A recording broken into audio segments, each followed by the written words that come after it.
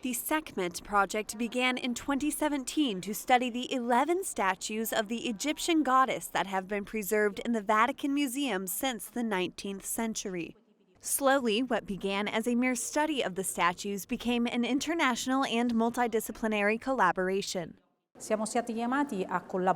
We have been asked to collaborate with a very important excavation in Egypt that studies and recovers the largest funerary temple in ancient Egypt, in West Thebes, today's Luxor, so on the west bank of the river. The Egyptian temple being studied was the funerary temple of the pharaoh Amenhotep III and held hundreds of statues of the goddess Sekhmet. 150 years after the construction of the temple, it was destroyed by an earthquake and practically became an open-air quarry, revealing hints of what the Egyptian workers endured for the creation of the pharaoh's temple. All the statues of the goddess Sekhmet from this temple are diorite grade and are quarries away from the place where the temple was built, which is Luxor. Imagine the organization in the quarry extracting more than 300, 400, 500 blocks. We think that these blocks, for the most part, were cleared in the quarry because, if not, they were too heavy. Then they were transported on sleds to the river and then away on a boat.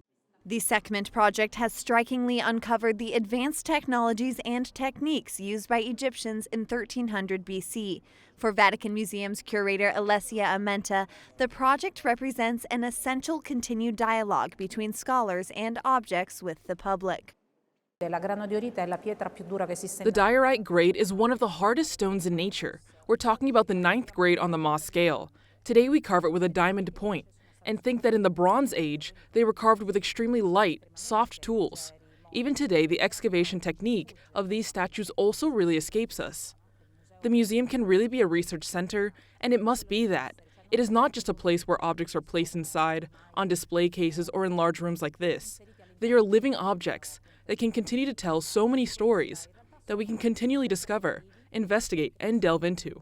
Over 6 million tourists are welcomed into Vatican museums each year. For the collection of the Egyptian goddess statues, preservation and international collaboration will continue for the sake of being studied and appreciated by both travelers and scholars.